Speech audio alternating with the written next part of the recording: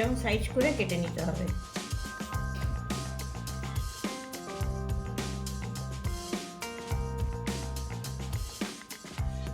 একটা মাঝারি সাইজের আলু ছোট ছোট ডুমো করে কাটতে হবে। রোজায় তেলের জন্য একটা পেস্ট বানিয়ে নিচ্ছি। যাতে থাকবে কিছুটা আদা, 2 ইঞ্চি মতন আদা টুকরো করে রাখা, 3টে কাঁচা লঙ্কা, কাজু বাদাম, কয়েকটা কাজু বাদাম। আমি কাজু বাদাম দিয়েছি, আপনারা ইচ্ছে করলে চিনে বাদাম অথবা চার মগজও ব্যবহার করতে পারেন।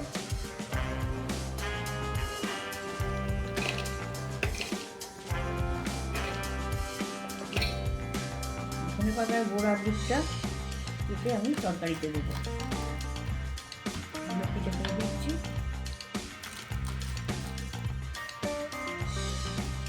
ধনে পাতার যে ডালগুলো কেটে রেখেছিলাম সেগুলো দিয়ে দিচ্ছি। 2টো টমেটো কুচি, এগুলো পেস্ট করবো একসাথে।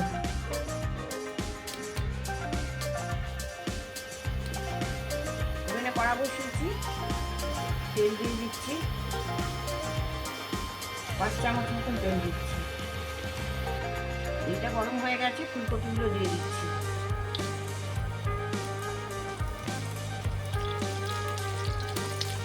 একটু লালচে করে ভাজতে হবে।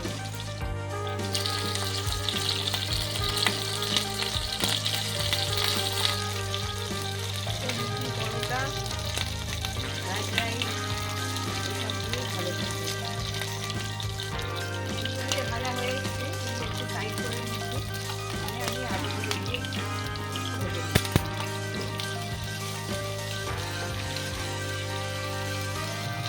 এগুলো হালকা লাল করে ভাজা।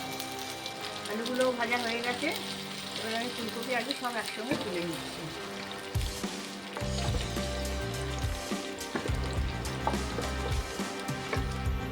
তেলেই আমি এবার ফোড়ন দিচ্ছি। 3টে তেজপাতা, 2 দারচিনি,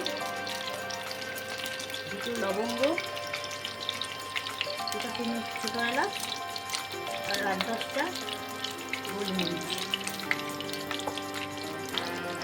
একটু ফুলিয়ে নেব।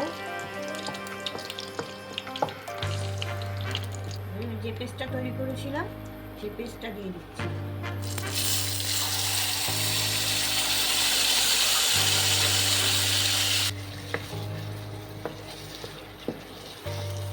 এবার আমি দিচ্ছি 1 চা চামচ হলুদ, 2 চা চামচ কাশ্মীরি লঙ্কার গুঁড়ো, ধনে গুঁড়ো 2 চা চামচ, চিনি 1 চা চামচ,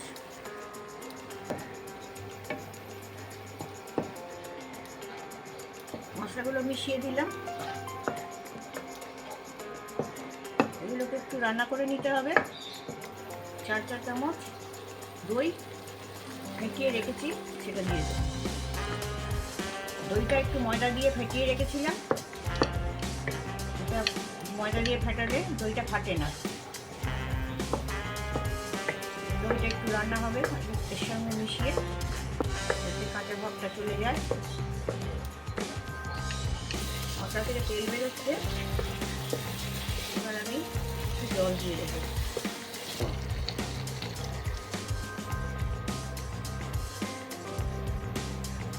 পরিমাণ মতো নুন দিয়ে দিচ্ছি।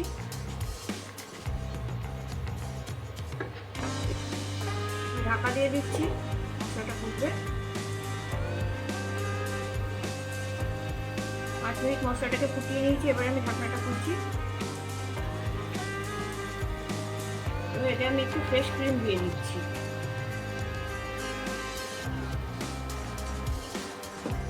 মেশানো হয়ে গেছে।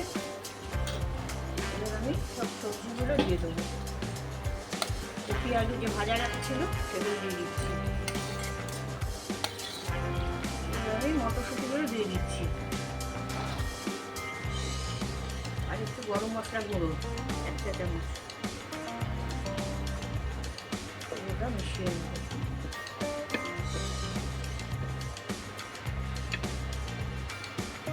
সিদ্ধ হবে, একটু জলও লাগবে এতে। আমি আর একটু জল দিয়ে দিচ্ছি সিদ্ধ হওয়ার জন্য।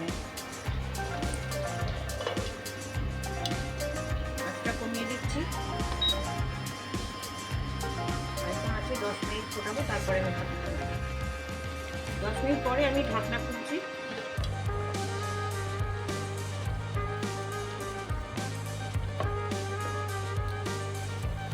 দেখে নেবো এবার সবজিগুলো গলেছে কিনা।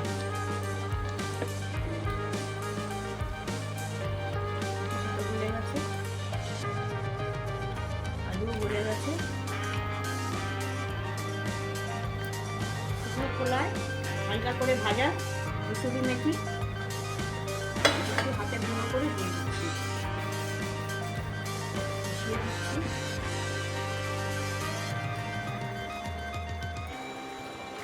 মটর দিয়ে ফুলকপি তৈরি।